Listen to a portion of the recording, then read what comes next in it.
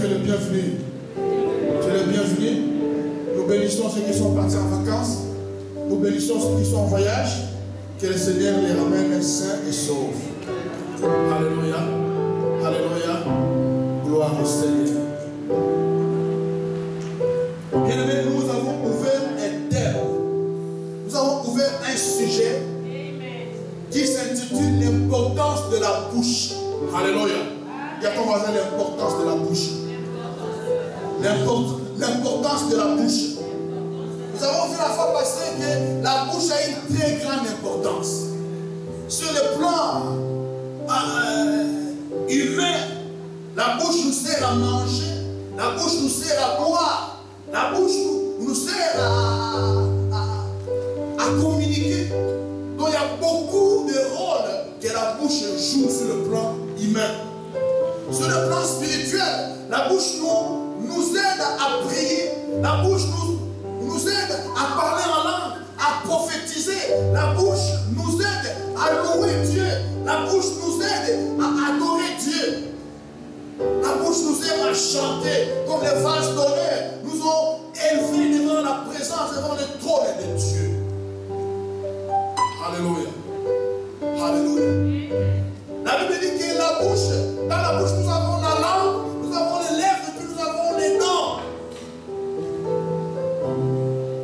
Mais de temps en temps, de façon synonyme, on va employer les lèvres pour parler de la bouche. On va parler de la langue pour parler de la bouche.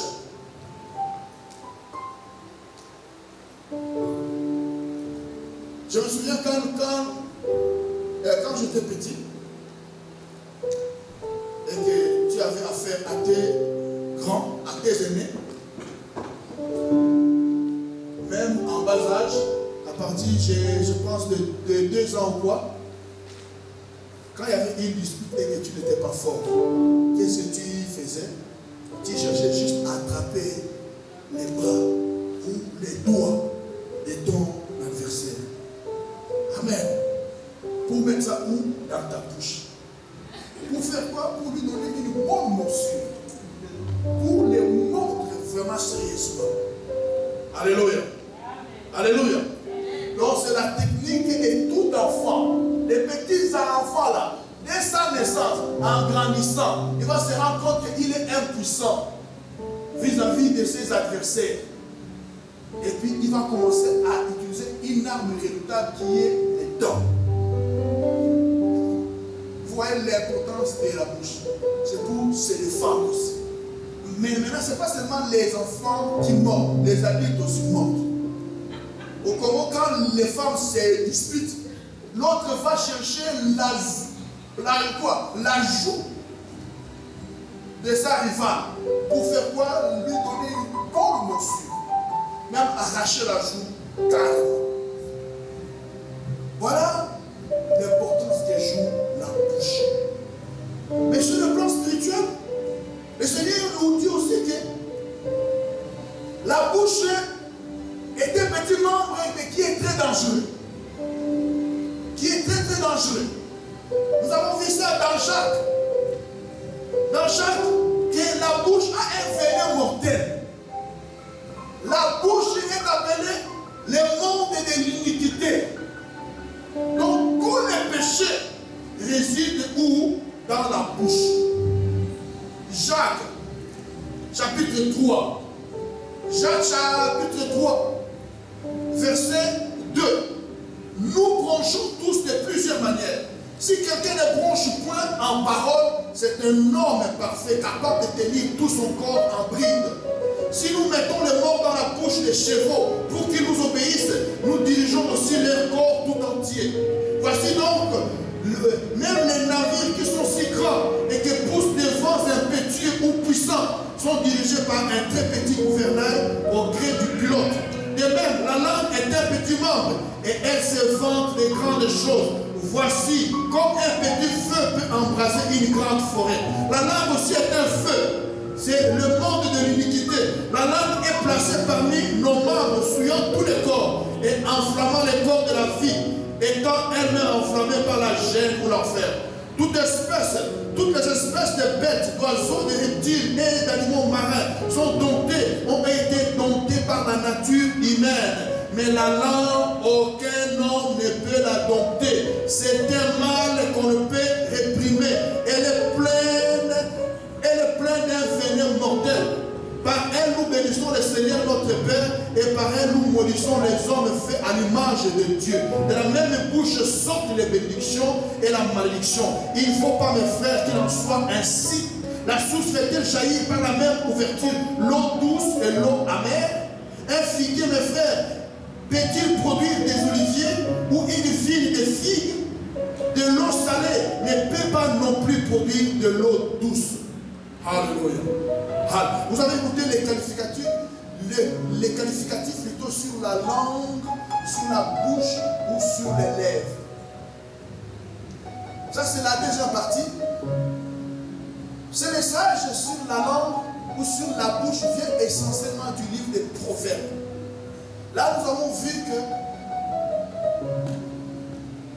le thème central dans le livre des Proverbes, c'est en fait les sages et l'insensé.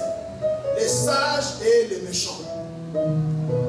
Les justes et les méchants. Les sages et l'insensé. Je répète, les thèmes. Le livre des Proverbes nous parle de deux personnes. Deux personnes. La première, c'est le juste. La seconde, c'est le méchant. La première, c'est les sages. La deuxième, c'est l'insensé ou les fous. En langage courant, c'est le stupide. Et maintenant, ces deux personnes se différencient par leur usage de la bouche. Tu peux voir une personne grande. Si c'est un monsieur beau, bien habillé, élégant, mais quand tu entends ce qui sort de sa bouche, et tu fais quoi? Tu bouges la tête. En disant quoi que ça c'est un enfant. Ce papa n'a rien dans la tête. Cette maman n'a rien dans la tête. À cause de quoi? À cause de ses parents. De sa bouche. Mais par la bouche aussi. Tu vas entendre un petit enfant. Un jeune. Mais par ses paroles, tu vas dire, cet enfant n'a pas 18 ans. Il a l'âge d'une personne de 30 ans. C'était le cas avec Jésus. À 12 ans, quand les grands rabbins avec la barbe blanche jusqu'ici, oh, écoutez, Jésus dit non. Je suis en train de discuter avec les maîtres de la loi, les pharisiens, les sadducéens, les scribes. Et non, et cet enfant, d'où lui vient cette sagesse? À cause de quoi? À cause de la bouche. Alléluia. À cause de la bouche. Bien-aimé, je ne veux pas répéter le message du dimanche passé. Ça, c'est la deuxième partie. Dans la deuxième partie, nous allons parler de la réponse que donne nos bouches. Je répète, la réponse de nos bouches. Disons ensemble, la réponse de nos bouches. La réponse de ma bouche. La réponse de ta bouche. La réponse de leur bouche. Nous sommes dans un contexte social. Nous sommes en relation les uns des autres. Nous sommes en communication tout le temps. Nous parlons. Nous sommes en communication. La communication est une science qui est maintenant devenue très développée, qui a atteint des proportions inimaginables. Et elle va continuer à s'améliorer, à se développer. J'aime beaucoup le titre ou les thèmes de la communication. Il y a des études à l'université qui sont réservées à la communication. Quelqu'un peut obtenir un master juste en communication. Un doctorat juste en communication. Je ne parle pas forcément du journalisme ou des tourismes, non, mais communication comme science, comme domaine des études universitaires. Nous sommes tous en train de communiquer avec les GSM, avec les cellulaires, tout le temps, tout le temps, tout le temps, tout le temps. Mais la base de la communication, c'est quoi? C'est qu'il y a un point A et un point B. Un point A et un point B. Et entre les deux, il y a un fil. Maintenant, nous ne voyons pas ces fils-là. Mais entre ton GSM et mon GSM, il y a ce que nous appelons le satellite. Donc, quand tu parles dans, à une fraction de seconde, ça touche le satellite GNC qui est placé où? Et puis, tu arrives. Dans le téléphone avec fil, nous savons qu'il y a le pauvre fil qui doit passer par les rues, par les avenues et tout, et tout, et tout, et tout, et tout. Dieu merci. Dieu merci que l'homme a trouvé un moyen de contourner le téléphone avec fil.